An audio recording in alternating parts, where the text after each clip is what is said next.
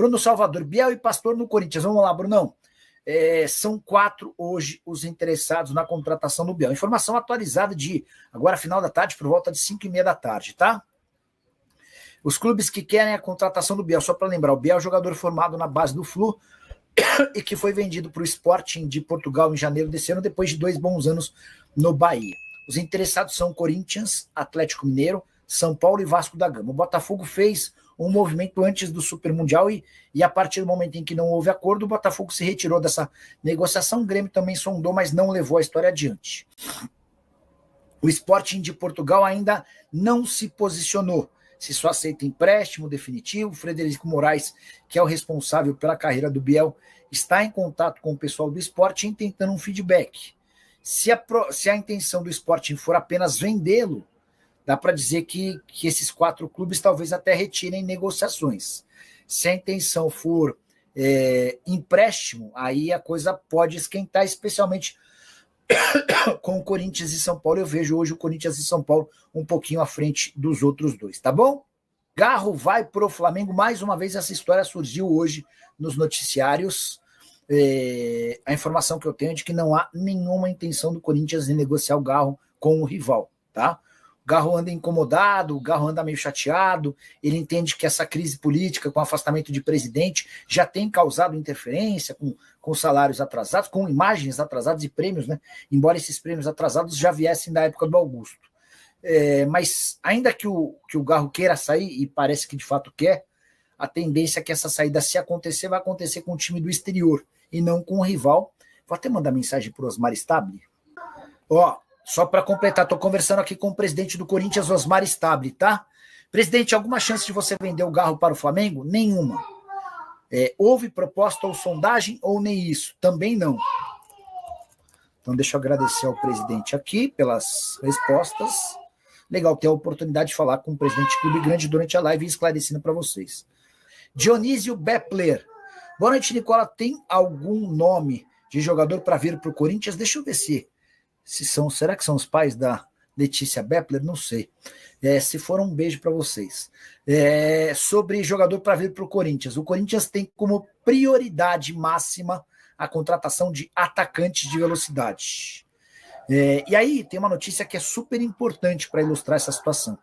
O Memphis pode ir embora. O Corinthians já foi avisado por meio da imprensa do interesse do Besiktas em contratar o Messi.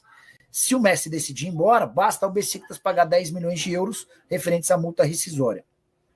E é nesse contexto que eu contei para vocês que o Romarinho topa voltar ao Brasil. E se ele topa voltar ao Brasil, está muito claro para mim que a prioridade do Romarinho, e essa é uma impressão minha, vai ser jogar no Corinthians. Ele sempre se mostrou corintiano fanático, provocando os adversários, comemorando vitórias do Corinthians. Então, acho que eu até não imagino o porquê da demora do Corinthians para procurar o Romarinho. Sei que o empresário do Romarinho não é um cara com muito boa relação com o Corinthians, o Carlos Leite. O Carlos Leite chegou a processar o Corinthians, mas o Corinthians tem um novo presidente, né? Então, acho que seria natural, nessa busca por atacante de lado de campo, que o Corinthians pelo menos sondasse a situação do Romarinho, tá? Eu perguntei se o Pastor, jogador do Farense, pode pintar no Corinthians, né? Aí essa pessoa tá me dizendo que... perguntei, alguém te falou mais alguma coisa sobre o Pastor no Corinthians? Sim, ele é jogador da Life Pro, mesma empresa do Danilo, do Flamengo e do Plata. Só estão esperando vender o Léo Maná para fazer o negócio. Então, boa notícia, não vem do Corinthians essa informação, tá? E sim de uma pessoa que conhece o Fabinho Soldado e que me contou que o jogador tinha sido oferecido pro Corinthians. Então, o que eu estou entendendo é que o Corinthians quer se desfazer do Léo Maná para levar adiante essa negociação com o Pastor. E eu te perguntei se pagaram a verba devida ao agente do goleiro Hugo na sua transferência ao Corinthians. É bem provável que não. O Corinthians tem enfrentado enormes dificuldades com pagamentos de comissões a empresários. Quase nenhum empresário tem recebido do Corinthians, mas não é só o Corinthians, né? É o Corinthians, é o Galo, é o São Paulo, o Botafogo, os empresários de futebol no Brasil têm sofrido pra caramba. Bora fechar o vídeo para falar sobre o Corinthians, que avançou nas tratativas com a Adidas. Mesmo com a saída do presidente Augusto Melo, que foi o responsável por iniciar essas conversas, seu substituto, o presidente interino do Corinthians, Osmar Stabile, tem tratado das negociações com a empresa alemã. e vai haver uma reunião possivelmente durante o feriado para tentar encaminhar esse acordo. O Corinthians exigiu algumas garantias bancárias, mas especialmente em relação a materiais, qualidade de material e principalmente prazos. Há uma reclamação muito grande em relação à Nike por falta de materiais, de camisas e produtos específicos, especialmente para mulheres e crianças, e também em relação a datas de entrega que nunca eram cumpridas. Para evitar qualquer tipo de problema, o Corinthians fez essas considerações e aguarda um feedback da empresa alemã para formalizar o acordo. Importante contar que a proposta na mesa do Corinthians hoje gira na casa dos 69 milhões de reais fixos por temporada, basicamente a mesma grana a que tem direito o Flamengo. O Corinthians ainda teria direito a 100 milhões de reais de luvas que seriam pagas ao longo dos 10 anos de contrato, ou seja, além dos 69 milhões fixos, mais 10 milhões em luvas. E o Corinthians ainda poderia alcançar até 100 milhões de reais por temporada se todas as metas fossem batidas, essas metas ligadas a vendas de camisas e produtos. A Nike ainda não fez uma contraproposta. A Nike, inclusive, deve levar esse caso para a justiça porque alega que já renovou o contrato com o Timão em dezembro do ano passado. Só para fechar o noticiário corintiano, oferta feita por um time dos Emirados Árabes a Félix Torres não avançou. O Corinthians considerou a proposta muito baixa. A ideia é tentar recuperar parte ou toda a grana investida quando da compra junto ao Santos Laguna, 7 milhões e meio de dólares. E você, o que pensa sobre tudo que eu contei? Usa o espaço para comentário para registrar sua opinião. Só não esquece de deixar like, de se inscrever no canal. Bora fechar o vídeo para falar sobre Rodrigo Garro e a informação de que o meio atacante argentino quer deixar o Timão na janela de julho. Ele seria o maior incomodado com a instabilidade política do Timão, que causa consequências e implicações no departamento de futebol, entre elas, por exemplo, atrasos nos pagamentos de prêmios e direitos de imagem. Informação sobre a intenção do Garro em deixar o Corinthians foi publicada pelo site Trivela e contrasta com o ambiente que o Garro tinha em janeiro e fevereiro. Ele chegou a ser alvo de uma proposta do Zenit de 25 milhões de euros. Na oportunidade, ele preferia continuar no Corinthians. Se uma oferta parecida chegar, o Garro vai trabalhar para ser negociado. Antes do período de férias, o Fabinho Soldado chegou a conversar com o Garro, destacando a importância dele dentro do elenco e também na formação do time para a temporada. É possível que o Fabinho tenha uma nova conversa com o Garro na reapresentação do time. Hoje, o que pega é a falta de propostas especiais, grandes. Só para lembrar, o Corinthians entende que não dá para vendê-lo por menos de 30 milhões de euros. E a especulação de Rodrigo Garro no Flamengo não existe. Também chegaram a falar que ele poderia jogar no River Plate. O River não tem capacidade financeira para fazer um investimento desse tamanho. E é diante desse cenário, com cifras altíssimas e a não intenção de o Corinthians negociá-lo, que o Garro tende a continuar no Corinthians, a menos que surja uma enorme reviravolta no caso. Só para completar, se o Garro é prioridade, Diego Palacios vive situação extremamente diferente. O lateral esquerdo peruano, que chegou e se contundiu, praticamente não jogou. O Corinthians tem buscado interessados, oferecido o atleta para vários clubes de séries A e B do brasileiro. Assim que pintar qualquer negociação, o Corinthians vai liberá-lo, inclusive ajudando com o pagamento de parte dos salários. E você, o que pensa sobre tudo que eu contei, não esquece de deixar like, de se inscrever no canal. Bora te atualizar agora sobre Biel, atacante brasileiro de 23 anos de idade que pertence ao Sporting. Já havia contado para vocês que São Paulo, Atlético Mineiro e Botafogo haviam demonstrado interesse. Podemos acrescentar mais dois clubes, o Corinthians e o Vasco da Gama. O Vasco, inclusive, já apresentou uma proposta oficial de empréstimo por uma temporada com opção de compra.